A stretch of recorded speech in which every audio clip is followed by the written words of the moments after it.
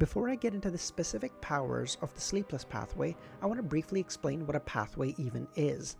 A pathway runs from sequence 9 all the way to 1. You start out at sequence 9, and the lower the number, the stronger your abilities become.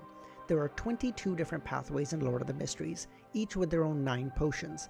As you move up in sequence, meaning to progress from 9 to 8 or 8 to 7, not only do your previous abilities grow stronger, but you also gain new abilities. The Sleepless Pathway is in control of the Evernight Church, one of the 7 main churches, and they also possess the entire sequence chain of this potion, from 9 all the way to 1. This sequence is used by Captain Dunn, a sequence 7 nightmare, who dragged Klein into a dream where Klein attempted to escape from Dunn without even realizing that he was in a dream to begin with, and realizing just how hopelessly outmatched he was. Leonard Mitchell and Seekatron are sequence 8 Midnight Poets.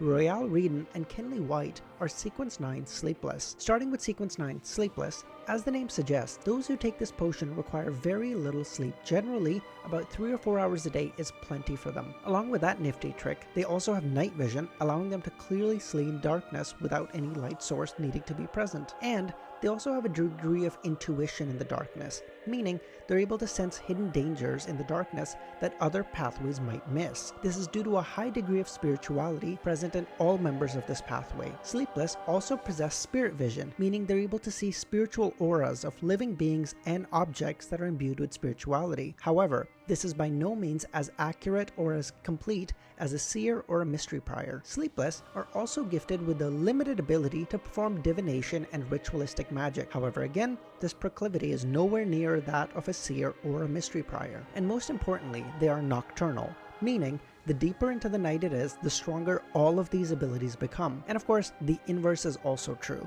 in that during the day they become weaker and weaker. Next, sequence 8 Midnight Poet. They're able to cast effects by chanting poems corresponding to their goddess, the Evernight goddess. Different poems will of course have different effects on the target, but the target isn't necessarily hopeless against this kind of attack. If they close their ears, for example, they might be able to greatly reduce the effects they suffer. Maybe not block them out completely, but greatly reduce them. An example of poems used by this sequence include Tranquil, which can calm down the heart, mind, and soul of Beyonders. Lullaby, which is used to put a person or even several people at once into a deep sleep. Pacify, which causes one to lose their will to fight and possibly even the will to live, turning one completely passive. Midnight Poets can also use their poems to make their opponent fearful and nervous. Midnight Poets also gain an expertise with marksmanship and hand-to-hand combat. Lastly, Nightmare. This is the sequence that Captain Dunn of the Tingeon Nighthawks is currently at. Firstly, a nightmare has the ability to, while asleep, separate their soul from their body, allowing them to freely travel without the constraints of a physical body. But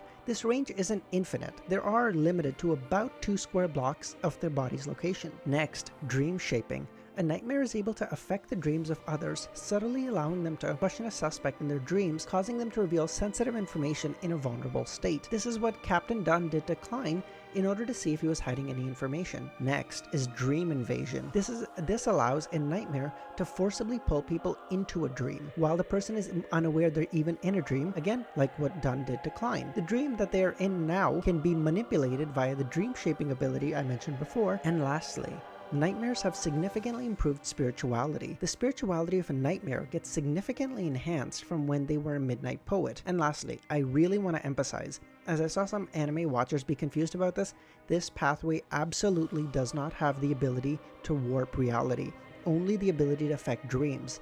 Reality is very much outside their domain. And that is all that will be revealed to anime onlys for a really long time, so I won't reveal anymore. For web novel readers, please be careful in the comments not to spoil anything for anime onlys. Anyway, that's it. Thank you so much for watching, and if you enjoyed, please like, comment, subscribe, and all that jazz. Thanks guys. Bye.